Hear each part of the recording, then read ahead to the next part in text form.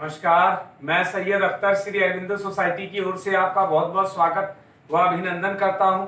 हम आज शिक्षा में शून्य निवेश नवाचार कार्यक्रम ZIIEI द्वारा संकलित एक रोचक व अभिनव नवाचार के बारे में आपको बताएंगे। हम इनोवेटिव पाठशाला के अंतर्गत NCERT के प्राइमरी सेक्शन के कक्षा 5 की पर्यावरण अध्ययन की पुस्तक आसपास के पाठ 3 चखने से पचने तक के नवाचार अभिनव शिक्षण तकनीक की गतिविधि प्रश्न बैंक का इस वीडियो में क्रियान्वयन करेंगे। हम आशा करते हैं कि आप इस वीडियो को देखने के उपरांत इस नवाचार तकनीक को अपने विद्यालय व कक्षा में अवश्य लागू करेंगे। इस पाठ को ZIIEI के कई नवाचार गतिविधियों से पढ़ाया जा सकता है, परंतु आज हम इसे प्रश्न बैंक से समझेंगे। आइए पाठ का सार समझते हैं। प्रस्तुत पाठ चखने से पचने तक भोजन और विभिन्न स्वाद की जानकारी पर आधारित है। इसमें झुम्पा और झूलन दो बहनें विभिन्न प्रकार के भोजन पर अपनी मां से ज्ञानप्रद संवाद करती हैं। इस नवाचार की नवीनता को यदि देखा जाए तो इस नवाचार की नवीनता यह है कि कक्षा में छात्र स्वयं ही अपने सहपाठियों के साथ मिलकर पाठ के कॉन्सेप्ट के पर आधारित अलग अलग प्रश्नों का निर्माण करते हैं, जिससे कि उनकी मौलिकता का पता चलता है और एक प्रश्न बैंक तैयार हो जाता है। इस नवाचार की क्रियान्वयन प्रक्रिया के अंतर्गत पुनः अध्ययन की संकल्पना की सहायता से भोजन और उसका महत्व, विभिन्न प्रकार के खाद्य पदार्थ, उनके स्वाद, जीव का उपयोग और उनका महत्व पर प्रश्न बनाते हुए पाठ की समझ को विकसित किया जाता है। इस नवाचार की क्रियान्वयन अवधि को यदि देखा जाए तो इस नवाचार की क्रियान्वयन अवधि 20 मिनट रखी गई है।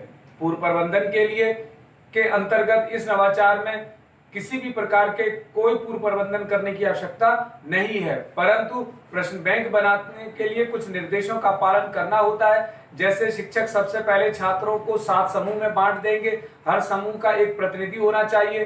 प्रतिनिधि सभी प्रश्नों को संकलित करके एक प्रश्न बैंक तैयार करता है। छात्र अति लघु उत्तरीय, लघु उत्तरीय और दीर्घ उत्तरीय प्रकार के प्रश्नों को तैयार करते हैं। हर प्रश्न की उत्तर कुंजी भी तैयार कर ली जाती है। समूह चाहें तो आपस में प्रश्नों की अदला बदली भी कर सकते हैं। अंत में छात्रों को प्रश्न के उत्तर भी बताए जाते हैं, जिन्हें छात्र अपनी उत्तर पुस्तिका में लिख लेते हैं। इस प्रकार सभी छात्रों की सहायता से एक प्रश्न बैंक तैयार कर लिया जाता है। पुनः अध्ययन एवं क्रियान्वयन प्रक्रिया के अंतर्गत प्रश्न बैंक के माध्यम से भोजन और उसके महत्व के विभिन्न प्रकार के खाद्य पदार्थ और उनके स्वाद तथा जीव का उपयोग और उसका महत्व को दोहराया जाता है। आइए इसे उदाहरण से समझते हैं। जैसे ग्लूकोज का स्वाद कैसा होता है, तो उत्तर में छात्र अपने अनुसार इसका उत्तर देते हैं।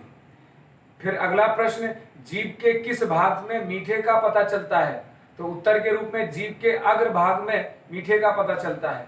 बाजार में चिप्स, बर्गर, कोल्ड ड्रिंक ज्यादा खाने से शरीर पर क्या प्रभाव पड़ता है, उत्तर के रूप में छात्र अपनी समझ से इसका उत्तर देंगे।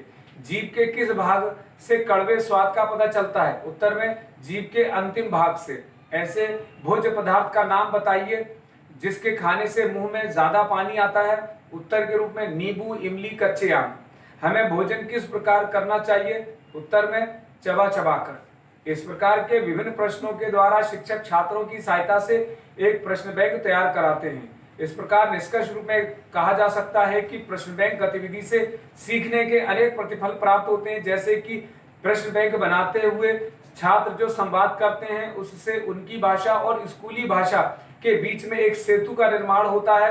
अपने आसपास घटित होने वाली घटनाओं को अपने अनुभव से व्यक्त करते हैं।